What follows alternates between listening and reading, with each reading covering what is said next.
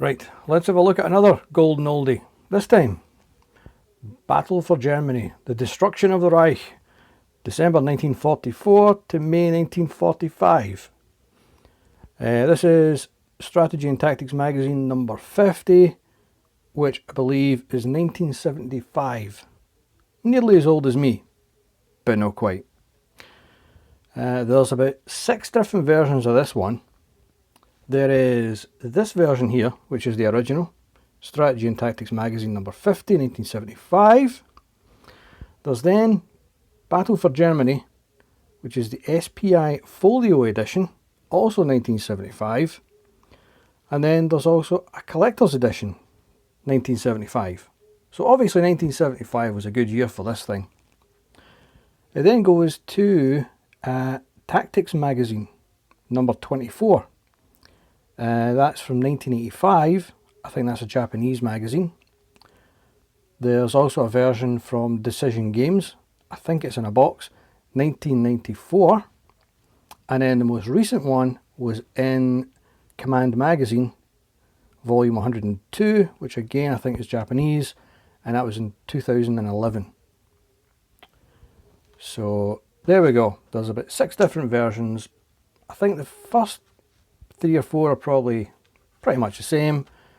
I assume it will be different for the box version from Decision Games, but not 100% sure.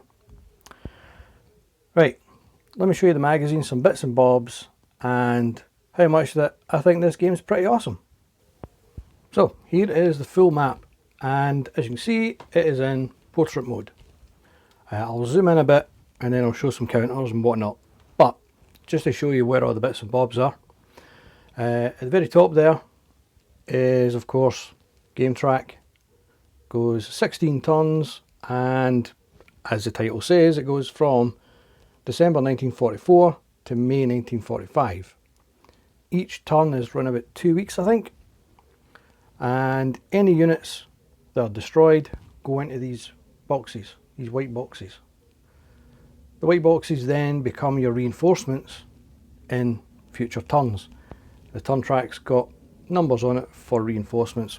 I'll show you that in a minute.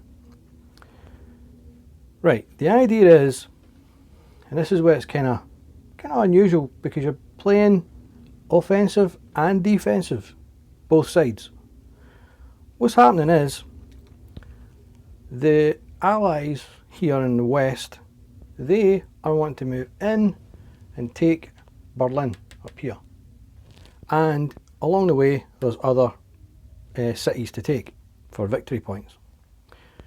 So one player is going to use the green chits here. They also control the East Germans here, because the other player is the Soviets in red. They want to push in. They also want to take Berlin and cities dotted about the map. So the idea is that the Allies are here trying to get in to take these cities and using the East Germans to hold the Russians back. Vice versa, the Russians are trying to come in, take the cities, take Berlin, and use the West Germans to hold the Allies back. These guys count as West. So you've got East here, West here. These guys count as West. I'll show you when we zoom in, there is a dotted line showing division between East and West. So it's a bit weird that way, but having said that, it does mean that you've got to think about it, that you want through here, but you want to hold these guys back, and obviously vice versa. Anything else to show you? Well, we're all zoomed out. Well, I'll talk about the fact that there are different setups. What you've got here is, on the map, again, I'll show you when we zoom in, there's numbers on the map here, which is a strength and so on for the chits. What you can do is, you can do a historical setup, where it tells you in the instructions where to put each chit on the map to make it historically accurate for the unit numbers. But what you can do, which is quite cool, is just slap any unit on a hex where it fits. So, like this guy here is a 254, and under there it says 254 at an angle, telling me that that is for the Soviets. So any Soviet unit that's a 254, slap it there, and it's right. And you can do that for all the units on the board. So this is, the units are in the right places, but the unit numbers and identifications are not historically accurate. But it is still a legit setup. So that's quite good, because it means you can set it up within minutes, rather than looking through the rulebook, trying to get everyone onto the right hex and taking ages. So that's a good thing. There's also two other scenarios that you can set up. There's a red star, white star, and another one called collapse in the east, which again, it's in the instructions, different setups from what you see here. What you can also do, there's more, you can have two players like you would see here. So green, or Allies in the west, and East Germans would be one player. Soviets and West Germany, player two. You can have three players where you have Allies, Soviets, and then one player plays both the German sides.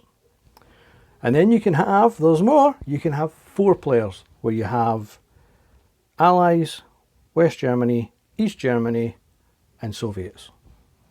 So all of that in one fabulous little package. Right, let me zoom in and show you some bits and bobs on the map. I'll use this small chunk of the map to demonstrate. It's got a bit of everything. So, the reason why I like this game is because this game only uses the absolute basic rules that you will ever need. So, you have the Soviets first.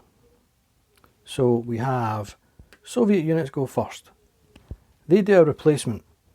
So if you're allowed reinforcements, they're going to come in. Then you move. Then you do combat. Done. That's it. That's all you do. Then you go to the West Germans, same. Then the Allies, same. East Germans, same. Turn's done. That's it. None of this fancy stuff. No. Very, very simple rules. I like that. There's no having to check for, you know, a gazillion different things. Are you in supply and all this carry on? No. I like that because my little brain can handle that. So, that is the turn sequence. That is it. Done. Now, the map. You have your counters. They have the usual, as you're probably used to, is attack, defence and movement. The map, as you can see, has got different terrain. You've got your usual, you have clear, which is just one movement point. The grey here is broken, 2 movement points. A defender in there is doubled.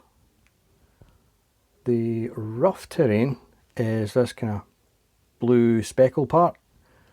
4 movement points, defenders tripled in that. There are fortified hexes, which I'll show later on. It's just got a star in it. And that depends on the terrain it's in, but German units are doubled in those hexes. Now, while I remember it, I'm going to mention it. If someone is in, say, broken terrain and it's fortified, that would be doubled and doubled again. So that would be the defence times 4. But what you do is you add up all your multipliers. So say you had a multiplier of, say, 6. You add up your multipliers and then subtract 1. That gets you your final multiplier. So if somebody's doubled and doubled again to times 4, it's actually times 3. So I'm mentioning that while I remember it. This is Switzerland, no-go area. Berlin, as I showed you in the map, is just a movement point. Nothing, that's basically that's what everybody wants, is Berlin. But you have hexes which are like this, with a circle and a number.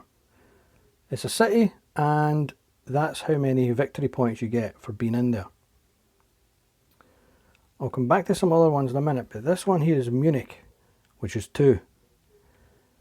If the Soviets try and take Munich, any of these with a 2 or Berlin with a 10, they need to have one of these 8, 20 and 3 units. It's called a garrison.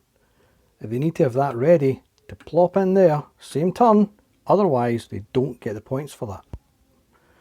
So that's a tricky one for the Soviets. Let's see, we have the obvious kind of rivers in blue. It takes an additional movement point to get across the river, and the defender is doubled if, you know, all of the units attacking are on the other side of the river. So if a unit's attacking across the river, the defender gets a bonus. So in other words, don't attack across a river. It's bad. Right. I will show you some of the other bits of the map, and then I'll talk about the results table. Right, here we have, this is just a game turn track, and you may not see it, but it tells you like turn 2, Western Allies get 2 reinforcements, East Germans 1, West Germans 1, Soviets 2. When the replacements come in, you have to use, there's certain rules, but some of them you have to use the weakest ones first, then the strongest ones that are left. Here we have Berlin, which I was saying, victory points of 10, that's what you want. This dotted line here, running all the way down, is the division between West Germany and East Germany. If a West German unit crosses that line into East Germany, he becomes East German and can't move back. There's other variations where it allows you to move across the line and come back, but I've just been using bog standard rules. This here is fortified, the fortified hex. So as an example, this guy here, he is fortified, an attack of 6, defense of 5. If this guy here with an attack of 7 was attacking across the river and into a fortified hex, then this guy is going to be a 15. So a 7 against a 15 is going to get you a 2-to-1 at best. So I found it pretty difficult for this whole west side to actually get anywhere, because it takes quite a few turns before you can try and get a breakthrough to try and get towards Berlin. Not so bad in the east, that whole bit was okay, that went hunky dokey. If I well remember, I'll just show you, that's one of the garrison units. It's an 8 with a defense of 20. That would live in one of these 2 or, you know, I think it's just in short, there's a 2 there, but it would go into Berlin and it would basically guard Berlin. Right, the track combat results table. That's what we love the most. This is a copy of it from the book. It's pretty much your bog standard usual stuff, but you may notice things like AR is attacker retreat, DR defender retreat, you know, E is an elimination, but it has these strange EX results. EX is, it's what they call an exchange result. What it is an exchange of losses. So what happens is, if you have, let's see, let's find something. If this guy is attacking with 7, let's say this guy is 10, for example. 7 against 10 would be pretty much 1-to-1. You roll it on the map, on the dice, you get a 1. That would get you an EX, an exchange result. if this guy is attacking with 7 and he's defending with 10, what happens is this guy's attacking, EX result. The defender with 10 is removed from the board. So this guy's lost, he's gone. He's kaput, right? So this guy's a goner. He's a defense of 10. From what I gather, you only go with what's on the counter, which in this case is a 5 defense. This guy, because of the exchange result, this guy's attack has to take that guy's defense off. Doesn't matter if you're left with a remainder of 2, it means that an exchange result means that this guy's also a goner. So an exchange result is pretty harsh at times. If a defender had, less than you, and your attack result, or your attacking value is higher, you have to lose that remainder, and you're a goner. So a lot of times, unless you've got a fair amount, or you've got 2 units, if you've got 2 units attacking, then maybe you can say, well, I'll lose 1 and I'll keep 1. But if it's 1 against 1, a lot of times you go as well as they go. So basically it's a wipeout. Oh, one other thing I forgot to mention about the results. You also have the usual retreat results as well. I like this game because the rules are like me. Simple. It works well. But I may film a few turns. But the first few turns are kind of boring because in the east here, you have the Russians and the Germans kind of doing a bit of to and fro, and it works okay. But this bit here in the west, nothing really happens. It takes a good maybe 4 or 5 turns before you may get a breakthrough and something's going to happen. But I'll maybe film a few just to show how it works. But yeah, I like this. I think it's great because it's dead simple, quick setup. It's not a big game. The counters that you saw, can't see them all in this shot, but at the start, that's everything. There's not a whole giant pile of counters to sort through. Yep, gets a thumbs up from me. I like it.